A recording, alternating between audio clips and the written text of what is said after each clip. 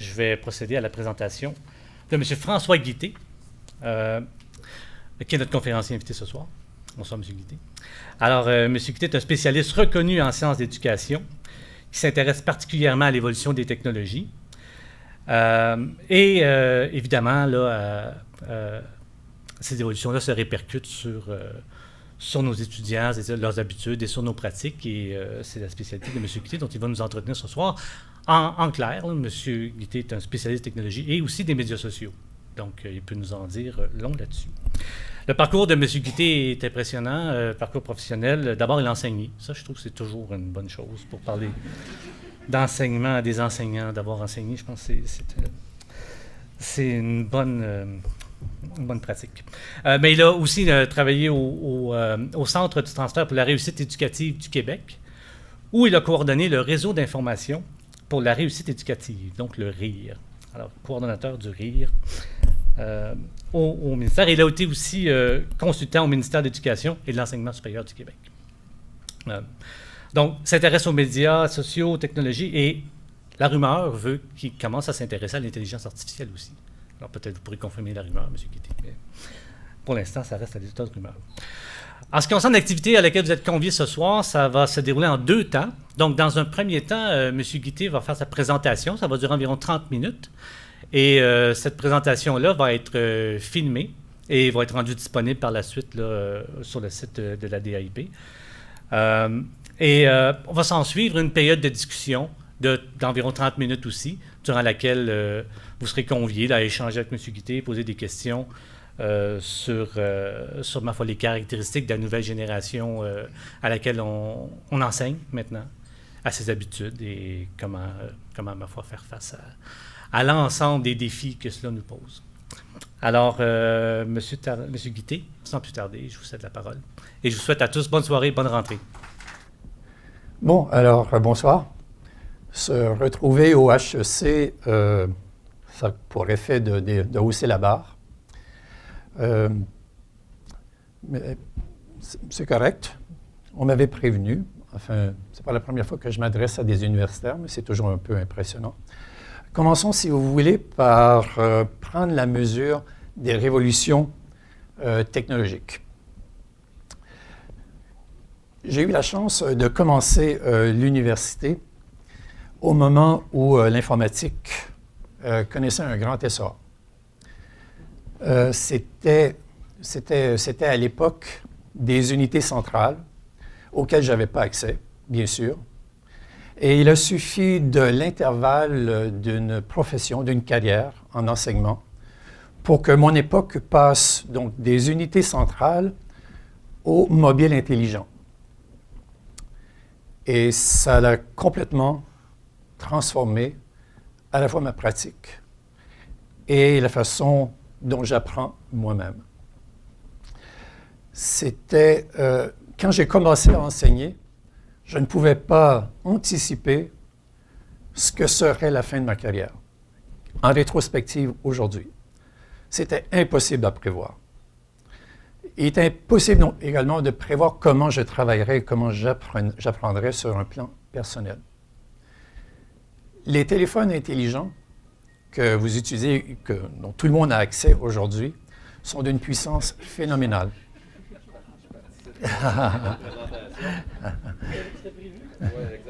Ouais. Imaginez que ce téléphone intelligent-là, il est 100 millions, et je répète, 100 millions de fois plus puissant que le IBM 360 qui est représenté à l'écran et dont disposait la NASA quand nous avons mis l'homme sur la Lune. 100 millions de fois. Essayez d'imaginer par ailleurs que sur les microprocesseurs qu'il y a dans vos téléphones intelligents, on réussit à placer plus de 3 milliards de transistors. C'était absolument inimaginable il y a encore pas si longtemps. Et nous ne sommes qu'au début de cette révolution technologique. Où ça va nous mener, nul ne sait.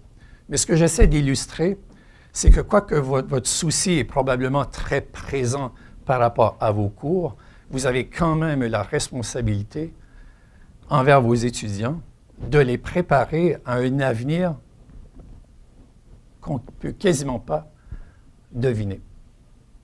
Et c'est là le défi actuellement de l'éducation. Et ce n'est pas seulement dans les appareils, c'est aussi dans les langages. On utilise aujourd'hui des algorithmes qui sont d'une puissance inouïe. Et d'une telle puissance qu'il s'agit en quelque sorte d'une intelligence un peu industrielle, malheureusement. Et il faut se questionner à savoir où on s'en va avec ce type d'intelligence-là. Mais le plus grand changement, c'est le suivant. Jusqu'à maintenant, il était à la portée de toute personne normalement constituée d'apprendre le langage, de s'alphabétiser. Aujourd'hui, avec l'intelligence artificielle, c'est devenu tellement complexe, tellement avancé que ce n'est plus à la portée de tout individu. C'est à la portée des groupes, c'est à la portée des institutions, c'est à la portée de l'industrie, mais il y a très peu d'individus qui sont capables de se situer à ce niveau de compréhension des langages informatiques. Alors, pour illustrer ça, j'ai pris un exemple qui date de 2011, c'est Watson d'IBM, qui fameusement a battu le meilleur joueur de Jeopardy contre 2 autres contestants. Et je vais illustrer, porter une attention particulière au temps où il faut à l'intelligence artificielle pour trouver la réponse à une question. Alors, ce n'est pas du traitement de l'image, c'est uniquement de l'analyse de texte et d'essayer de trouver une réponse à une question comme on le fait tous les jours. Alors, Watson, en moins d'1 seconde, va trouver la réponse en déchiffrant et en analysant sémantiquement la question. Et ensuite, il va fouiller dans ses bases de données. Il va essayer de limiter petit à petit les réponses possibles. Il va faire des corrélations. Et dans le temps de le dire, donc, il va aboutir à la réponse en moins d'1 seconde. Les joueurs de Jeopardy, les meilleurs au monde contre qui ils compétitionnaient, ne réussissaient pas à trouver la réponse en si peu de temps. L'avantage qu'ils avaient en tant qu'humains, c'est qu'ils avaient la possibilité d'anticiper la réponse avant la fin de la question, ce qu'un ordinateur ne saurait pas faire. Or, il y a quand même des distinctions importantes à faire entre la capacité computationnelle de la machine et celle de l'être humain. Un autre exemple ici, très rapidement, le Rubik's Cube, qu'on connaît bien. Combien de temps il faut à un ordinateur et à l'intelligence artificielle pour trouver la solution? Moins d'1 seconde. Qu'aucun homme ne peut faire jusqu'à présent. Alors, je pense qu'il faut se questionner à savoir qu'est-ce qui explique une telle accélération de l'évolution. Alors, je vais vous donner quelques éléments de réponse. On ne couvrira pas tous les facteurs, bien sûr, mais je pense qu'un des éléments, c'est que si on regarde l'évolution de la scolarisation mondialement, on réalise qu'on a beaucoup plus de gens scolarisés maintenant qu'il n'y en a jamais eu dans l'histoire de l'humanité. Alors, toute cette scolarisation fait en sorte que c'est beaucoup de cerveaux qui sont mis à contribution pour l'humanité et pour essayer de faire progresser les sciences et le commerce et ce que vous voudrez. Une autre statistique que je trouve fascinante, c'est d'essayer de voir dans les années à venir comment la scolarisation va progresser. Alors, on peut voir que d'ici la fin du siècle, le nombre, la quantité de gens dans le monde qui auront des études postsecondaires va augmenter considérablement. Ajoutez à ça le fait que tout le monde est maillé maintenant, que toute cette intelligence est en réseau, qu'elle est interconnectée. Et ici, vous avez une représentation des études, des recherches menées dans le monde, qui sont publiées dans des journaux et qui ont des relations internationales, où un chercheur d'un pays collabore avec un chercheur d'un autre pays. Alors, on voit que l'information circule beaucoup. Un autre facteur qui contribue à cette accélération du savoir, c'est le fait que les disciplines des sciences s'entremaillent de plus en plus. Il y a de plus en plus de connexions entre les disciplines universitaires. Alors là encore, le savoir se propage, le savoir devient interdisciplinaire, il se complexifie et on a une meilleure compréhension des phénomènes. Ce qui nous amène au fait que nous allons bientôt entamer la 4e révolution. industrielles. La première étant celle de la machine à vapeur et de la mécanisation. La deuxième, l'électricité et la production de masse. Nous sommes actuellement dans la troisième révolution industrielle qui est celle de l'informatique, qui est celle de l'automatisation. La prochaine révolution industrielle, ça va être celle de la super-intelligence artificielle et de la bio-ingénierie. Comment ça va-t-il transformer l'homme? Pensez transformation du corps, transhumanisme, pensez super-intelligence artificielle, augmentation de notre puissance cognitive. C'est assez inquiétant d'une certaine façon, mais c'est très excitant de l'autre. Alors, une des grandes différences, c'est que nous, en tant qu'êtres humains, nous pensons. La machine, tout ce qu'elle fait pour l'instant, c'est qu'elle exécute. Elle exécute des lignes de code. Mais ça, ce n'est pas certain que ça va continuer encore très longtemps, parce qu'on voit de plus en plus que l'intelligence artificielle apprend d'elle-même. Et elle développe des langages qui lui sont propres et des langages qui dépassent maintenant l'entendement humain. Donc, la machine commence à produire de l'information que nous ne pouvons plus comprendre. Alors, là encore, c'est quelque chose sur lequel il faut réfléchir. Est-ce qu'on veut continuer dans ce sens-là? À quelle vitesse? Et ainsi de suite. Donc, on peut reconnaître que pour l'instant, l'intelligence est plus artificielle qu'elle est intelligente, ce qui nous amène au paradoxe de Moravec. Moravec a constaté dans les années 1980 que les puissances, les facultés cognitives les plus complexes pouvaient facilement être reproduites par la machine. Mais quand il s'agissait de choses simples, qui demandaient une grande compétence sensorimotrice, l'intelligence artificielle ne sait pas comment faire. Même les tâches les plus simples, elle ne réussit pas à les faire. Ce qui nous amène donc au constat que on est rendu à un point où il est très difficile de savoir comment les algorithmes vont évoluer. Et même les algorithmes eux-mêmes ont de la difficulté à saisir ce qui se passe ailleurs dans le monde. Tout ça, bien sûr, est mu non seulement par notre savoir collectif, mais pour faire de l'intelligence artificielle, il faut beaucoup de données. On est dans le traitement du big data et à la fois du small data. Le big data, c'est l'ensemble des données. Le small data, c'est une partie du big data qu'on est capable de traiter, qu'on est capable de comprendre. Parce qu'il y a trop de données dans le monde actuellement, et ça doublait il n'y a pas si longtemps à tous les 2 ans. Bientôt, ça va doubler à tous les 12 heures. Parce qu'on produit énormément de données. Les objets vont produire des données, la télévision, les automobiles, tout le monde va produire des données à une vitesse phénoménale. Ce qui est important de retenir, c'est que les données qu'on produit, elles ne sont plus statiques. Elles sont dynamiques parce qu'elles reposent sur des serveurs où l'intelligence artificielle peut les traiter alors qu'on fait autre chose. Les données sont traitées à votre insu continuellement en fonction des programmes d'intelligence artificielle et d'autres programmes qu'on développe. On espère qu'il y aura un retour sur l'investissement pour l'individu, mais on voit déjà qu'il y a beaucoup de traitements des données qui sont faits par des entreprises sans trop de soucis éthiques. Voilà encore toute la question des données personnelles. C'est un débat actuellement. Est-ce qu'on doit donner nos données personnelles, sachant qu'on aura quelque chose en retour, notamment sur le plan de la santé? Est-ce qu'il y aura une garantie que ces données-là ne seront pas vendues, ne seront pas commercialisées? Et si vous voulez, tout à l'heure, je peux vous dire combien vaut vos données personnelles sur le marché. C'est assez fascinant. Les personnes dont les données ont le plus de prix, ce sont les femmes enceintes. Je vous dis ça comme ça en passant, parce qu'une femme enceinte, elle a un énorme potentiel sur le plan du marketing et de la publicité. On voit par ailleurs que l'information et que les dispositifs deviennent de plus en plus mobiles. Il y a une expression en anglais, c'est que « mobile is eating the world ». Alors, il faut retenir ça, tout se miniaturise, tout se mène au développement et à la mobilité.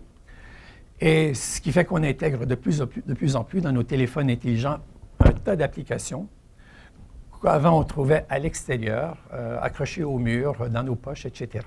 Mais on intègre tout ça actuellement dans des petits dispositifs. Et pourquoi c'est révolutionnaire? D'une part, parce qu'on peut intégrer dans des smartphones, dans des téléphones intelligents, des senseurs et des applications qui n'ont aucun sens sur un ordinateur de bureau. Un gyroscope sur un ordinateur de bureau, c'est absurde. La géolocalisation sur un ordinateur de bureau, ça aussi, c'est tout à fait absurde. Des senseurs pour détecter la température ambiante sur un ordinateur de bureau, ce n'est pas très utile. Alors, pensez à la multiplicité des senseurs qu'on peut intégrer dans des appareils, dans des dispositifs, notamment sur le plan de la santé, et on commence à entrevoir tout le potentiel pour l'être humain et pour la société. Alors, on sait de plus en plus de gens apprennent sur des mobiles. Et là, je fais une petite parenthèse parce que apprendre, il faut se questionner sur la question de apprendre. Apprendre, ce n'est pas nécessairement ce qu'on enseigne dans les écoles. Apprendre, c'est au quotidien, ce qui amène comme stimuli à notre cerveau à se re-questionner et à repenser en quelque sorte les connexions neuronales. Ce qui se passe continuellement chaque fois que vous faites quelque chose. Il y a 10 ans que l'iPhone est sorti. On a encore des iPhones. Ils ont augmenté en puissance. Qu'est-ce qui a radicalement changé? C'est l'intelligence artificielle qui est intégrée maintenant dans nos ordinateurs portatifs. Et bientôt, ça va évoluer vers la réalité augmentée. C'est-à-dire qu'on va porter des appareils qui vont pouvoir nous afficher de l'information en fonction du lieu où on se trouve, en fonction de notre personnalité, en fonction de nos intérêts, et nous amener de l'information qui correspond au contexte où on se trouve. Un grand changement paradigmatique actuellement, c'est que dans l'histoire de l'humanité, nos institutions ont été régies par des règles sociales. C'est beaucoup le cas de la gouvernance. C'est à ça que sert la gouvernance. Essayer d'établir des consensus et voir qu'est-ce qui serait le mieux pour l'institution ou pour la société. Un des changements paradigmatiques auxquels on assiste actuellement, c'est le fait que de plus en plus, ce sont les données qui vont nous apporter de l'information. Et je m'empresse ici de faire le point et de signaler que dans les changements paradigmatiques, ce n'est pas à sens unique. Il faut que ce soit bidirectionnel. Il faut qu'il y ait une influence de l'un à l'autre. On ne veut pas confier toute la gouvernance de nos vies et de nos institutions aux seules données. Par contre, les données peuvent alimenter et rendre nos décisions beaucoup plus éclairées. Bon, tout ça fait en sorte que le contexte a beaucoup changé et ça a affecté beaucoup les étudiants, les générations. Il faut comprendre que l'être humain s'adapte à son époque. Il s'adapte à ses stimuli. Il s'adapte aux gens autour de lui et il fait ça au regard de son avenir. Selon la génération où vous vous trouvez, ce n'est pas nécessairement le même regard que vous portez sur l'environnement. Juste pour illustrer quelques-unes des différences qu'on observe chez les générations, cette étude-ci, elle date quand même d'un peu. De gauche à droite, vous avez les générations et de bas en haut, vous avez le degré de complexité d'implication au niveau des nouvelles technologies. Alors, je commence par en bas, je vais seulement prendre deux. Alors, vous avez en bas ceux qui sont inactifs dans les médias sociaux. Et vous voyez que ce sont beaucoup les vieilles générations. Si on prend les fonctions qui sont un peu plus avancées, on s'aperçoit que ce sont beaucoup les jeunes qui se sont adaptés à ces outils-là, à ces environnements-là, et qui n'ont pas peur. Publier aujourd'hui, ce n'est plus l'affaire d'une maison d'édition, ce n'est plus l'affaire de professionnels. Publier aujourd'hui, c'est un bouton. Vous allez sur n'importe quel média sociaux et vous faites quelque chose, vous appuyez sur Publish, Press, Enter, peu importe ce que c'est, et voilà, c'est en ligne. Vous venez de devenir un médium de publication. Évidemment, il faut se questionner sur la qualité de ce qui est publié. Ça, c'est un autre débat. Mais l'aisance et la facilité avec laquelle on peut publier de l'information aujourd'hui, c'est énorme. Il y a beaucoup de chercheurs qui se sont penchés sur les caractéristiques générationnelles. Je vais y aller en rafale rapidement. Que ce soit Prensky, que ce soit Tapscott, que ce soit Dana Boyd, il y en a plusieurs. La grande erreur qu'on fait généralement, c'est qu'on essaie de mesurer les compétences des générations. Et les compétences, elles varient en fonction des besoins de chaque individu. Les générations ont des besoins très différents. En fonction de leur âge, besoin de socialiser, par exemple, besoin d'être professionnel, besoin de savoir, peu importe le besoin. La grande différence avec les changements générationnels, c'en est une d'attitude. Ce n'est pas une question de compétence. Les jeunes naissent dans cet environnement-là, ils baignent dans un élément qu'ils connaissent depuis quasiment la naissance. Donc, leur rapport à la technologie a complètement changé. Alors, ce qu'on observe, c'est qu'ils puisent l'information à de multiples sources. Il y a une étude de 2012. Ils ont évalué qu'un jeune de la génération Y, les millennials, ils vont changer de médium 27 fois dans l'heure. Bon, un médium, ce n'est pas seulement un dispositif. Ça peut être un tableau d'affichage, ça peut être un billboard, ça peut être, je ne sais pas, un logo qu'on voit sur une personne qui devient, elle aussi, un dispositif d'affichage. Mais 27 fois dans l'heure, c'est énorme, comparativement à 17 fois dans l'heure pour les adultes de ma génération. L'autre chose qu'on sait, c'est qu'ils sont envahis d'images et de multimédia. Bon, c'est rien de nouveau, mais on sait que l'image, c'est la chose la plus naturelle pour le cerveau à traiter, contrairement au texte. Ils sont surstimulés. Alors, si vous croyez que vos étudiants ont de la difficulté à porter attention à la classe, c'est qu'ils manquent de stimulation. On a affaire à la première génération pour qui Wikipédia, pour laquelle trouver quelque chose de merveilleux sur YouTube, c'est banal. Ils ont ça au quotidien. Alors qu'à mon époque, quand j'ai commencé, mon père était abonné au National Geographic, j'avais ça peut-être une fois dans le mois. Alors aujourd'hui, c'est constamment, par le biais des médias sociaux également. Et ça donne aux multitâches. C'est normal de se donner aux multitâches. Même les chercheurs se donnent aux multitâches. Alors, ne dénigrez pas le multitâche du revers de la main. Il y a des avantages et des inconvénients au multitâche. Ce qu'on constate de plus en plus, c'est que les jeunes deviennent plus habiles à traiter le multitâche. L'autre chose qui est importante, c'est qu'ils savent très bien qu'ils ont accès à l'information au moment nécessaire. Ils ne sont pas dans le just in case, apprendre juste au cas où. Ils sont dans le just in time. J'ai besoin d'informations, je vais aller la chercher quand j'en ai besoin. Demande-moi pas d'apprendre quelque chose que tu me promets va être utile 10 ans plus tard. Pour eux, ça ne les accroche pas. Ça ne les accroche pas. Ils se disent, dans 10 ans, l'information sera peut-être même plus exacte et j'irai chercher l'information la plus pertinente à ce moment-là. On sait par ailleurs qu'ils ont un énorme besoin de contrôle. Ils vivent dans un environnement virtuel où ils contrôlent leur environnement. Et on sait que le contrôle, c'est un facteur de la motivation, scolaire notamment. Or, le contrôle, c'est aussi simple que de donner le choix aux élèves, aux étudiants. Donnez-leur le choix de 2 ou 3 tâches, déjà, ils ont le sentiment qu'ils ont un contrôle sur la tâche, plutôt que de leur imposer nécessairement une tâche. L'autre grand changement, c'est leur rapport par rapport à la propriété intellectuelle. Ils ne voient pas la propriété comme nous, on a été habitués à la voir. Ils sont dans la culture du libre, ils sont dans la culture de facilement accessible. Alors, pourquoi s'interroger sur la propriété de l'information? Ils ne croient pas non plus dans les hiérarchies. Les hiérarchies, c'est celle de ma génération. Avant d'obtenir quelque chose, de demander quelque chose, on suit l'échelle de l'hiérarchie. Les jeunes sont dans ce qu'on appelle le hierarchy. Le jeu de mots sur wired, puis hierarchy, donc la hiérarchie des réseaux, qui est aussi celle des hyperliens. Il y a une hiérarchie dans les hyperliens qu'on vous sert sur vos pages de requête. Et on sait qu'ils socialisent autrement.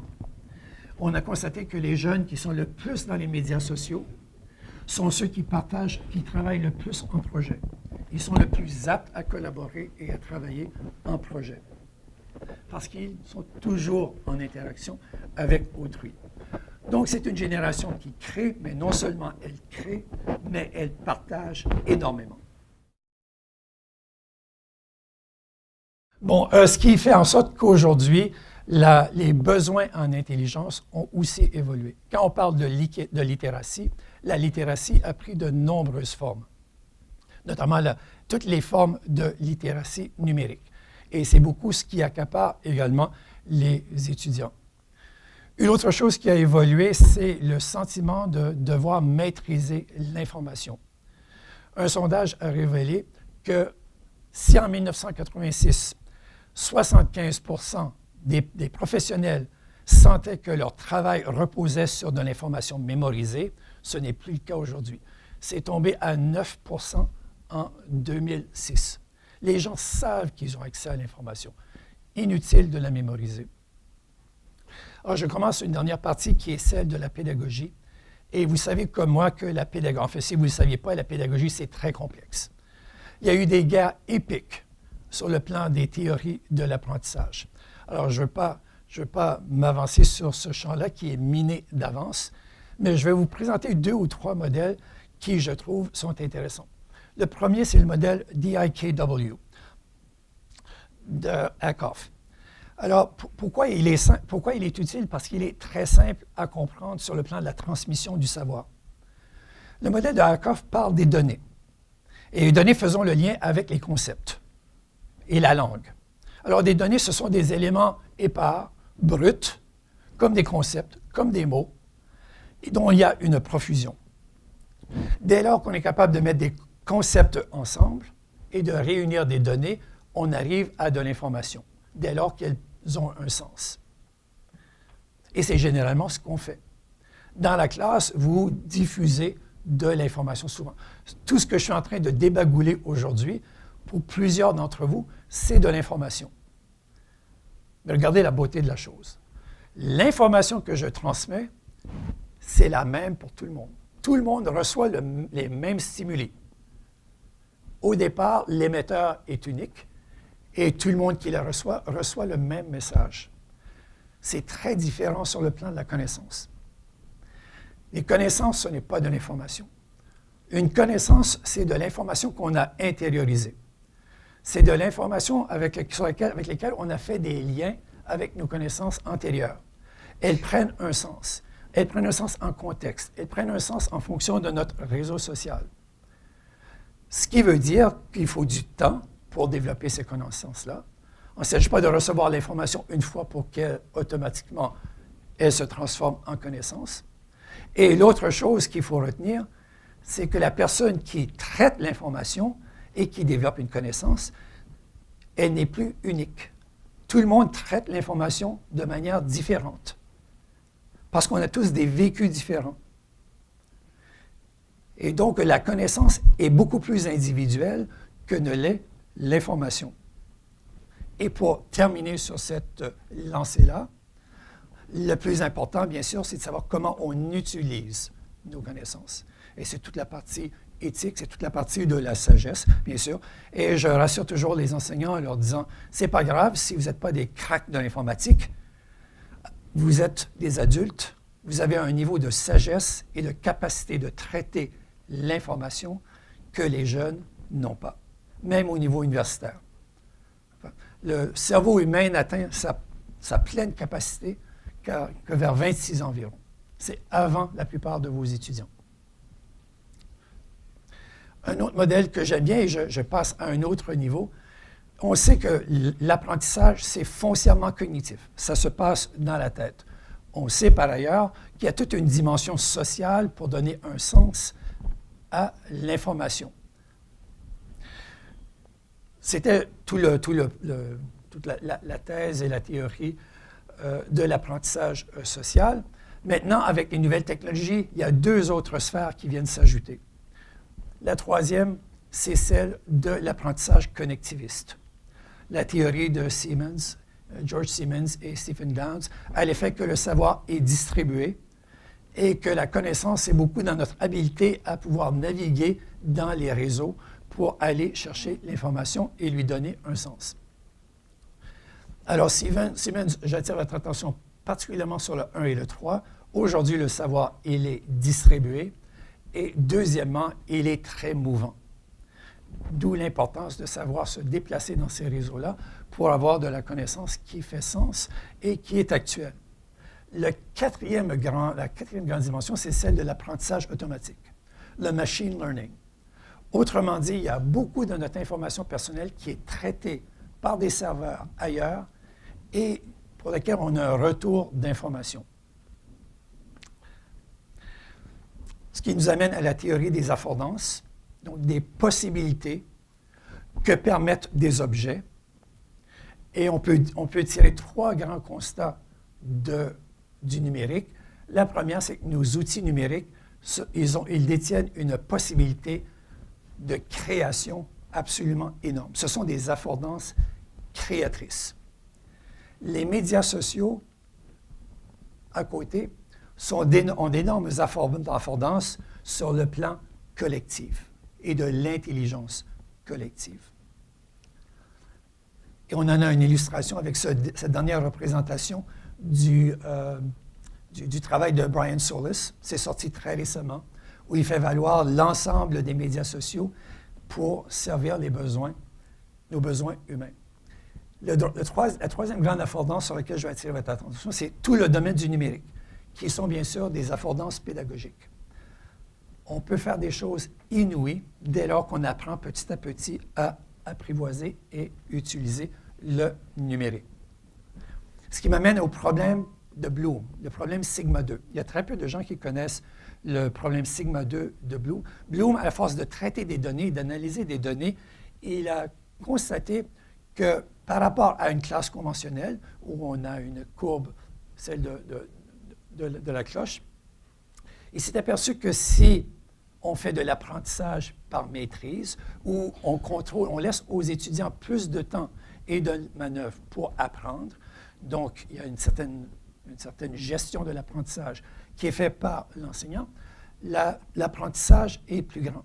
Il y a moins d'échecs et il y a de plus hauts taux de réussite. Mais le constat que faisait Bloom, c'est qu'il s'est aperçu qu'avec les étudiants qu'on accompagnait, un accompagnement personnel, le taux de réussite était énorme. Mais le problème de Bloom, c'est de constater que nos institutions n'ont pas les moyens aujourd'hui d'accompagner chaque étudiant un par un. On n'a pas les ressources financières, on n'a pas les ressources humaines. Et on peut se poser la question, dès lors qu'on utilise l'intelligence artificielle, qu'on traite les données de l'étudiant, est-ce que l'ordinateur ne peut pas accompagner l'étudiant dans son parcours par apprentissage adaptatif, par apprentissage prédictif, et ainsi de suite? Et puisqu'on est sur Bloom, il faut reconnaître que ce qui est important, et on connaît bien les modèles de Bloom, on connaît peut-être moins bien celui de Webb, mais ce qui est important, c'est de viser des pensées qui sont de haut niveau. Et que là encore, je n'aime pas les modèles pyramidaux parce qu'on a l'impression qu'il faut monter dans l'échelle. Ce n'est pas vrai. Il faut plutôt voir qu'on se promène de haut en bas et que tout ça est aussi important vu d'en bas que vu d'en haut. Bon, ce qui fait que l'apprentissage en ligne évolue énormément. On est rendu dans l'apprentissage personnalisé, notamment dans le e-learning. Et là, en rafale, quelques modèles pratiques sur le plan pédagogique que les technologies permettent de faire et qu'on ne réussirait pas à faire sans les technologies. Tout le mobile learning, il y a d'énormes potentiels de ce côté-là. Le blended learning, l'apprentissage hybride, où on peut jouer soit avec les présences, la distance et les mobiles. La classe inversée, le flipped classroom, c'est une autre possibilité qui est à la disposition des professeurs, des enseignants. Les environnements personnels d'apprentissage. Le jeu sérieux, on n'a encore rien vu du côté de l'apprentissage par le jeu. Parce que le jeu produit énormément de données qu'on peut analyser et traiter par la suite. Le micro-apprentissage et la micro-certification, plutôt que d'attendre tout un cours avant de commencer à voir et à évaluer ce que les élèves ont produit. Les MOOC que vous connaissez bien, l'apprentissage adaptatif, j'en ai parlé tout à l'heure, les systèmes de réponse instantanée, où les élèves ont des dispositifs, vous leur posez une question et ils répondent à la question et vous pouvez afficher les résultats sur le tableau, ce qui vous donne une rétroaction immédiate de la compréhension des étudiants. Et à la fin, les systèmes comme Socrative vous donnent un rapport sur le taux de compréhension de vos étudiants, ce qui est très utile pour la suite des choses. L'apprentissage par les pairs, bien sûr, c'en est un. Et vous avez d'énormes ressources ici à la DAIP pour vous aider dans ce cheminement. Alors, je termine rapidement par faire un bref exposé parce que c'est important qu'on comprenne le rapport de l'homme à la technologie. Et j'utilise technologie ici pas seulement sur le plan du numérique. Il faut voir la technologie comme tout objet que nous avons créé pour faciliter notre rapport à l'environnement, au savoir et à la société. Le homo faber, en quelque sorte. Le premier constat qu'on peut faire, c'est qu'on interagit avec la technologie. C'est naturel. Et en quelque sorte, nous ne sommes pas la technologie, nous sommes très différents de la technologie. Il faut comprendre par ailleurs que comme nous vivons dans une société très évoluée, on est devenu un peu dépendant de la technologie. Elle nous accompagne partout. Elle augmente notre efficacité, elle augmente notre confort. On s'en est, quelque sorte, on l'a apprivoisé d'une certaine manière. Cela dit, à certains égards, l'homme est supérieur à la technologie. Mais on constate par ailleurs que la technologie est supérieure à l'homme. Ce qu'on constate de plus en plus, j'en donnerai un exemple tout à l'heure, dès lors que l'homme s'augmente de la technologie, cette combinaison-là fait en sorte que nous restons supérieurs à la seule technologie. Et c'est vrai qu'on est supérieur par le fait même à nos confrères. Ce qui change beaucoup avec le numérique, bien sûr, c'est les réseaux. Aujourd'hui, nous sommes en réseau. On échange de l'information, ce qui nous permet en quelque sorte de modifier notre rapport à la technologie. Mais dès lors que la technologie est en réseau, parce que les objets vont devenir connectés, les robots vont devenir connectés, la technologie va se connecter. Alors, comment ça va-t-il affecter notre rapport à la technologie? Là encore, on a le même type de relation de l'un par rapport à l'autre dès lors que les technologies sont en réseau.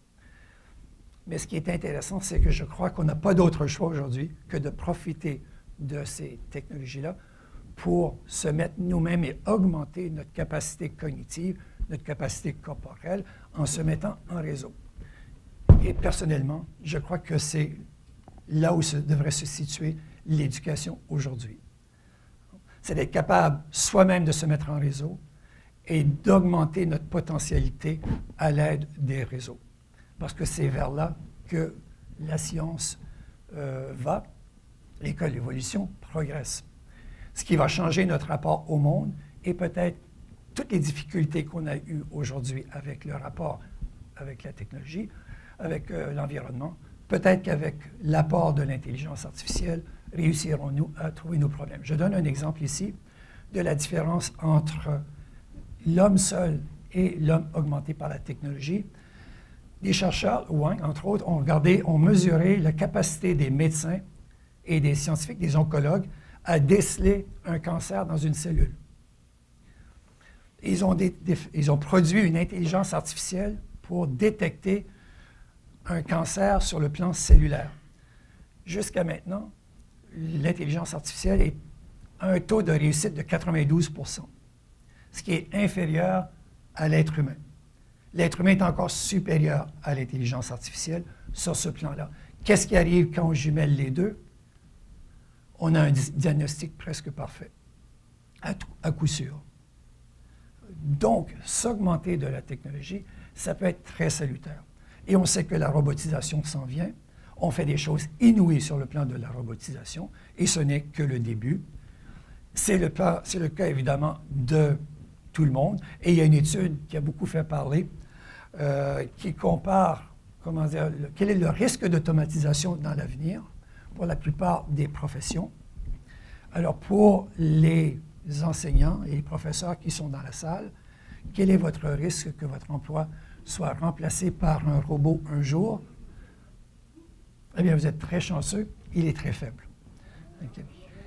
Il est très faible parce que vous utilisez un savoir de très haut niveau et vous êtes en relation humaine, vous êtes dans des sciences humaines. Les robots ont beaucoup de difficultés à traiter avec des sciences humaines qui sont très complexes. Et si cette étude de Osborne et Frey vous intéresse, allez voir ce site-là. Je vous donnerai le lien vers ce tableau interactif où on a mesuré en haut, de bas en haut, les échelles salariales, et de gauche vers la droite, le risque d'automatisation. Vous remarquerez que le bleu, les docteurs, ceux qui ont une maîtrise, ils sont tous à gauche. Très peu de risque d'être automatisés. Mais j'attire votre attention sur ceux qui ont un baccalauréat. Remarquez que le vert est réparti sur l'ensemble du diagramme. Il y a beaucoup de bacheliers, il y a beaucoup de gens qui ne détiennent qu'un certificat d'études baccalauréales qui sont à risque d'être automatisés. Alors, je pense que vos étudiants ont peut-être une certaine responsabilité à savoir quel est le risque que ce qu'ils apprennent aujourd'hui ne soit remplacé par une machine. Et ce qu'on constate par ailleurs, c'est que les travaux non routiniers, cognitivement, sont à peu de chances d'être automatisés, de même que les non routiniers manuels. Tout ce que je disais tout à l'heure qui est attrait au sensoriel. Bon, enfin, ça c'est intéressant, cette étude de Grace et Savatier, où on a regardé, ils ont interrogé 325 experts en intelligence artificielle pour voir dans le temps à combien ils anticipent, à quel moment ils anticipent le remplacement des tâches. Alors, pour toutes les tâches humaines, on prévoit que d'ici 25 à 100 ans, tout ce qu'on fait sera remplacé par l'intelligence artificielle et les robots. Alors donc, le défi, ce n'est plus de savoir comment rendre les machines plus intelligentes. Le défi, c'est de savoir comment les machines peuvent nous rendre plus intelligents. Et si le premier est le domaine de la technologie, le second est celui de l'éducation. À savoir comment les technologies peuvent nous rendre plus intelligents.